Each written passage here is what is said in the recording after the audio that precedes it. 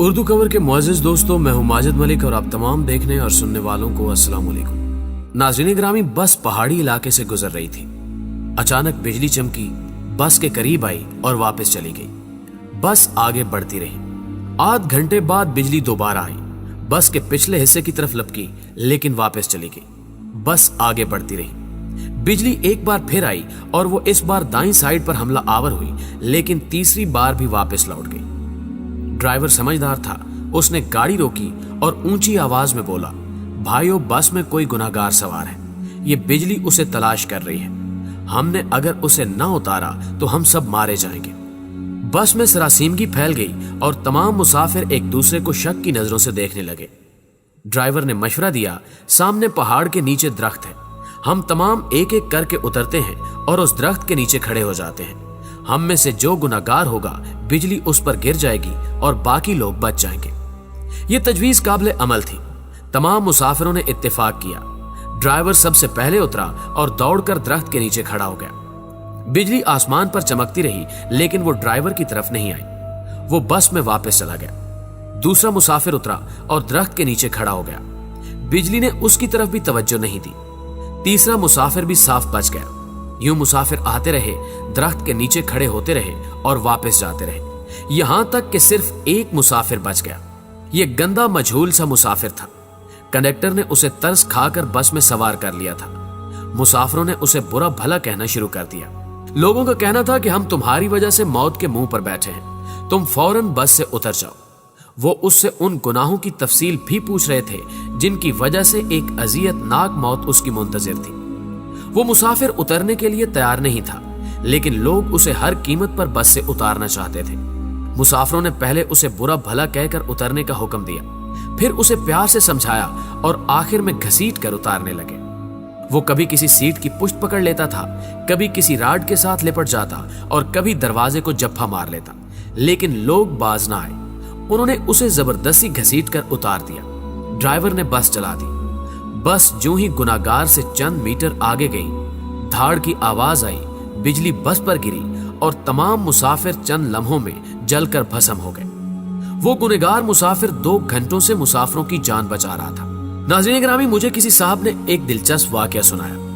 वो तुर्की के रास्ते यूनान जाना चाहते थे। एजेंट उन्हें तुर्की ले गया। ये अजमेर शहर से दूसरे लोगों के साथ बर्फबारी का इंतजार करने लगे। सर्दियां यूरोप में दाखिले का बेहतरीन वक्त होता था। बर्फ की वजह से सिक्योरिटी एहलकार मोर्चों में दुबक जाते थे। बॉर्डर पर गश्त रुक जाता था और एजेंट लोगों को कश्तियों में सवार करते थे और उन्हें यूनान के किसी साहिल पर उतार देते थे। ये एजेंटों की आम प्रैक्टिस थी। उन साहब ने बताया कि हम तुर्की में एजेंट के डेरे पर पड़े थे। हमारे साथ गुजरांवाला का एक गंदा सा लड़का था। वो नहाता भी नहीं था और दांत भी साफ नहीं करता था। उससे खौफनाक बू आती थी। तमाम लोग उससे परहेज करते थे। हम लोग दिसंबर में कश्ती में सवार हुए।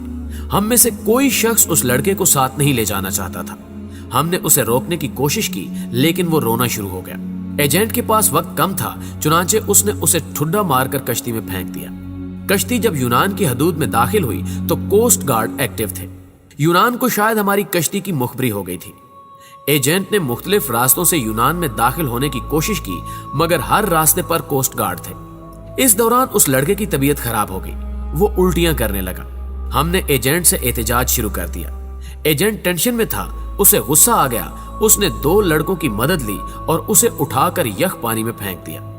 वो बेचारा डुबकियां खाने लगा। हम आगे निकल गए। हम अभी आध किलोमीटर आगे गए थे कि हम पर फायरिंग शुरू हो गई। एजेंट ने कश्ती मोड़ने की कोशिश की।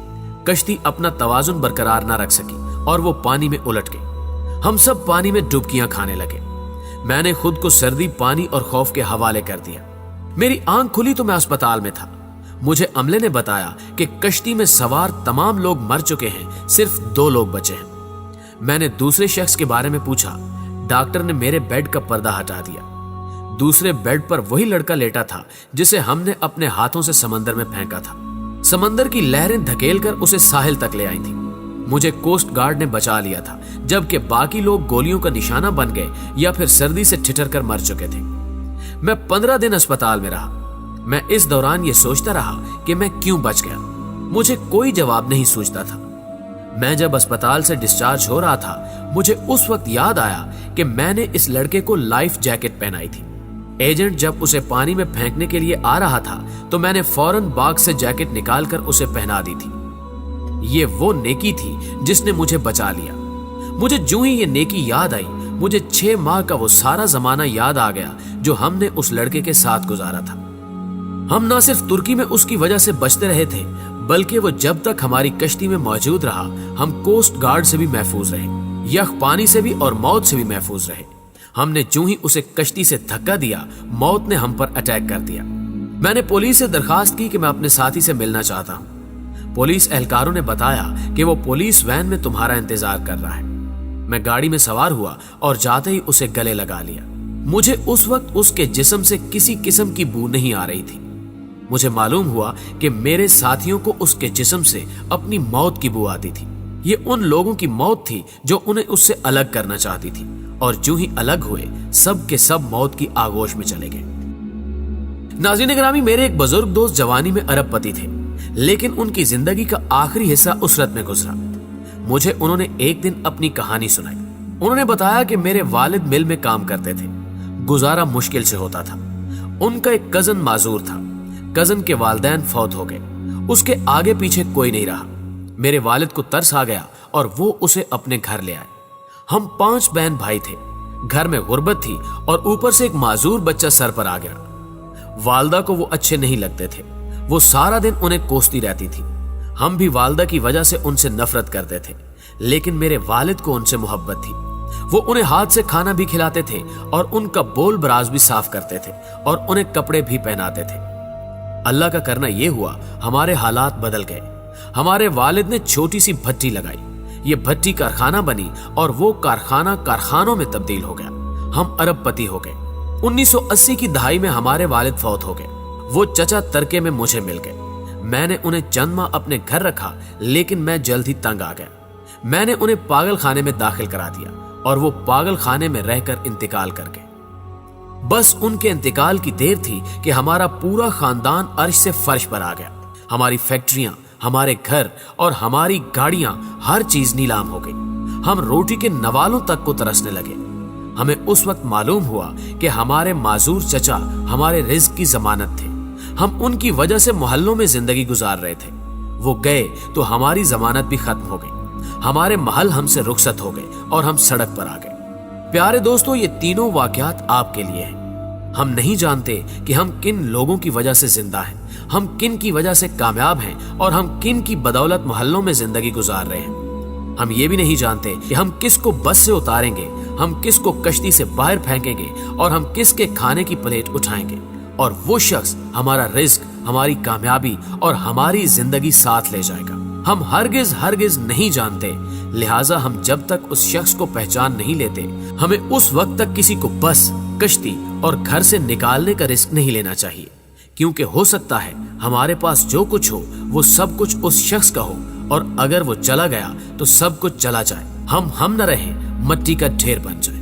प्यारे दोस्तों, हमेशा की तरह मुझे उम्मीद है कि आज की ये वीडियो ना सिर्फ आपको पसंद आई होगी, बल्कि आपके इल्म में खातिर खा इजाफे का बायस भी बनी होगी।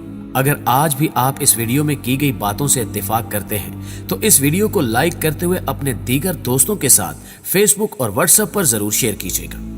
न्यूज चैनल पर नए आने वाले दोस्तों से गुजारिश है, अगर उन्होंने अभी तक हमारा चैनल सब्सक्राइब नहीं किया तो इसको सब्सक्राइब करते हुए साथ मौजूद घंटी के बटन को भी दबा दें, ताकि हर नई आने वाली वीडियो की नोटिफिकेशन आप तक बाकायदगी के साथ पहुंचती रहे। दोस्तों, आज की वीडियो में बस इतना ही।